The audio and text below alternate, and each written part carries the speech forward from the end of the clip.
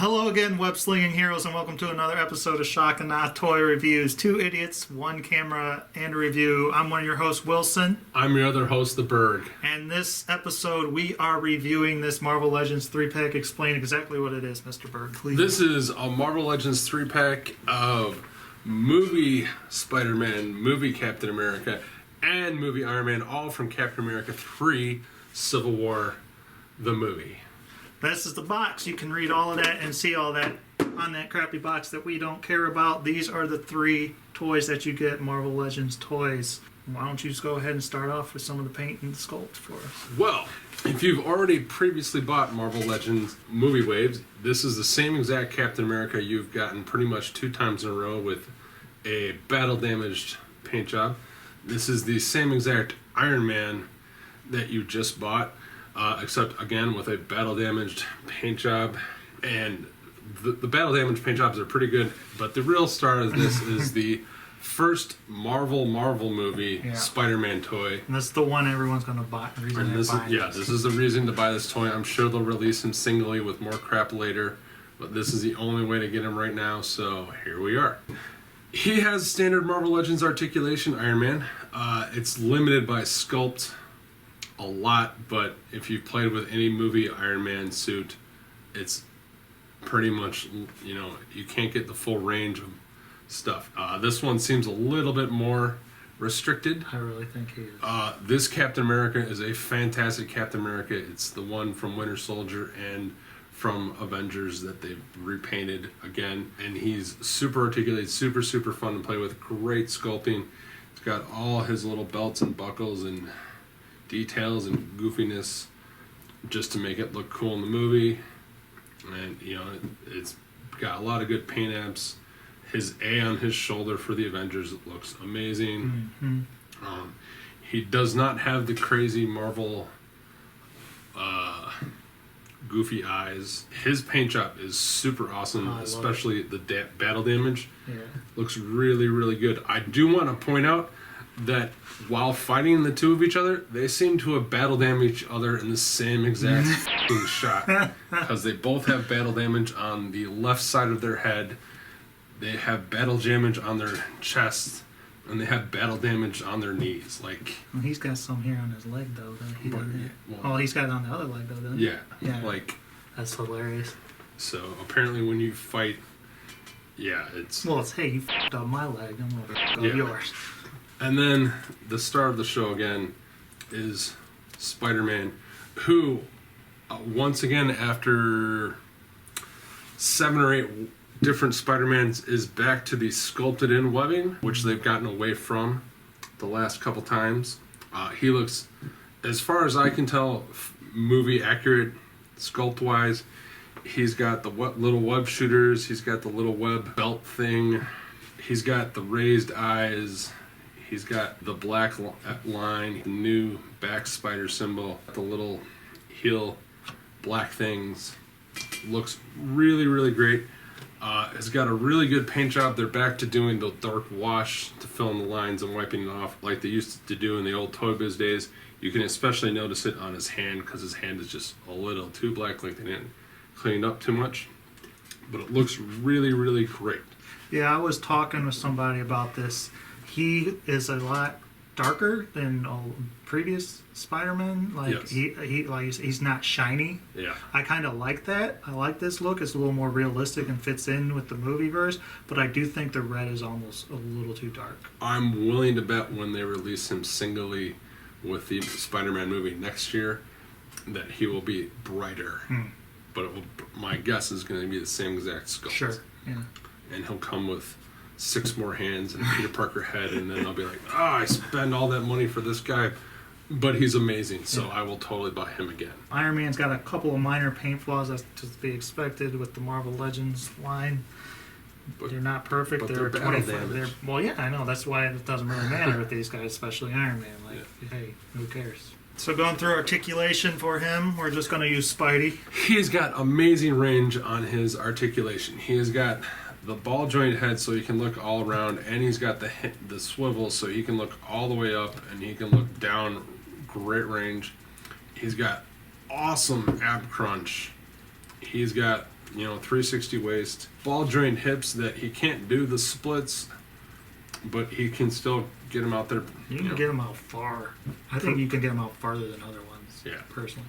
Thigh swivel, double jointed knees with, perfect. And he's got the swivel hinge ankles so he can do anything you need him to do. He doesn't have a boot swivel, which kind is like the one joint I would want if they added a joint to Spider-Man. They haven't done that though with them for a long time, haven't they? No, they haven't. Yeah, Pizza Spider-Man was the last one. Pizza Spider-Man was the last one, and I guess it's because it ruins the cut. Whatever, it's stupid. He has ball jointed shoulders, biceps, double jointed elbows, ball jointed wrist. He has crazy extra shoulder joints, so he can do push-ups, and then if you want, he can put his arms all the way back. It looks a little awkward from that view. You can have him do the shot from Amazing Spider-Man 2, where he's falling through the air, going. He's one of the first Marvel Legends that you can tie his hands behind his back. Look at that, 50 Shades of Grey Spider-Man. Way to ruin my favorite toy.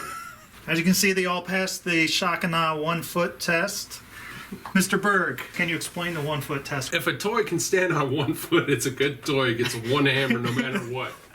There you go. Spidey was the hardest for us to get on 1 foot, followed by Iron Man, and then Cap was the best. So, as far as accessories, we're just gonna leave.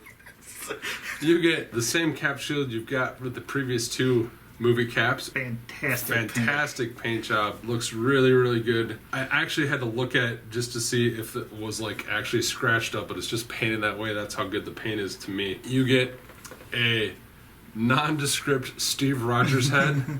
Has the likeness of nobody. Just doesn't look like Chris Evans at all. It doesn't have the eye problem though. It doesn't. Then you get a fantastic Robert Downey Jr. head that has a slight eye problem, but is one of the best likenesses of Robert Downey Jr. in Marvel Legends scale. His goatee is a little off, I believe Wilson said, and then you get the repulsor blasts or foot blasters that came with this Iron Man before. But not only do you get that in awesome translucent red and orange, you get him in translucent blue, not 1, but 2. There's his accessories, as you can tell. Here they are next to Agent Venom. This Spider-Man is actually smaller than the regulars. Yeah. Here they are next to Spider-Gwen. And being as how they're both teenagers and they're smaller, they look great together. That's perfect. And here's the towering clone Spider-Man, Ben Reilly. And you can also see that they actually have a scale for movie proportions and comic proportions. So for final thoughts, I give this set 4 out of 5 stars, with the caveat that if you do not already own Iron Man and Captain America, you get more out of the set because they are the same toys that came out in the Captain America 3 Civil War. The Giant Man Build-A-Figure one. Yeah, the Giant Man Build-A-Figure. They actually have better paint, but I also don't like the Iron Man as much because you can't get his hand out like that. At least I can't because of the little padding that he has here on there. Not a huge deal, but Spider-Man, if you do have him, he's the reason that you'll be buying the set, at least for now. You're basically paying too much for him. But he is awesome, and the painting on the shield looks great, and Spider-Man toy with the articulated shoulders and everything is great. As you can see, he looks amazing and phenomenal standing one-legged over the dead corpses of Iron Man and Captain America. How could you not love it? So I really suggest getting this set if you're like me and don't have the other 2. I'm going to give this set 4.5 hammers, with the caveat that I'm going to buy this toy again because he's so awesome. I just wish he came with the stuff now so I wouldn't have, Yeah. I love this cap. I've always loved this cap. It's one of the best cap toys they've done. And he's got a different paint job, so at least I can say, it's a different cap. Yeah. The shield looks great, so I can go, it's a different shield. I love the fact that I get extra repulsor blasts because those with that Iron Man was awesome, but he only came with 2. Now I have 4. Yeah. Okay. Now I have 4, so I can have one Iron Man going crazy, or I can have all my Iron Man super, super happy. I love this Spider-Man toy. He's the most fun I've had playing with the Spider-Man toy, I don't know, in years. The range on his joints is better than almost every Spider-Man, even Pizza Spider-Man, who was my previous favorite. And I love the fact that they went back to the molded webs. I think it looks 1,000 times better, and it's so hard to fuck up something that's molded as opposed to every other Spider-Man head that you have to like pick through the paint job to make sure your webs are in the right spot because they can't figure out where his nose goes. I'm looking at you, Superior Spider-Man. You, Hasbro. We've all bought multiple caps before, so what's the difference now? Yeah. You got another Iron Man suit, so you can have your Hall of Iron Armors. He's totally worth it. Highly recommend it. And what is he contender for? For me, Spider-Man is a contender for 2016 Toy of the Year so far. There you go. And that's with knowing that he doesn't come with the extra hands and face and shit that I'm going to get next year. I didn't even want to bring the fact up about the accessories that I was a little disappointed. That's why he's a contender. Yeah. Because he's that much fun. I can guarantee you when he has extra shit next year that he will be for sure 2017 contender. Probably top 5 toy at least. This guy's easily in the top 10. Sweet. So much fun to play with. There you go. That's been it for this episode. Feel free to leave comments below. And if you want, follow us on Twitter at Shakana Toys. You can follow me on Twitter at Scabs. You can follow Mr. Berg where? At Raggy Foe Smasher. And we got the Facebook page that's going to be down here below. There will be links and everything. Also suggest that you go check out majorspoilers.com. There's also great reviews for comics and stuff. All kinds of pop culture news. If you don't like hearing me talk but would like to read something I wrote. If you like subtitles. Yeah. You can read reviews that I write for comic books and everything, read too. his terrible reviews. That's right. So we'd like to thank Steven Schleicher, who runs that site, for Thanks, putting Steve. that stuff up. Until next time, stay safe, play with your toys. The new shoulder articulation and everything, and seeing him stand on these two...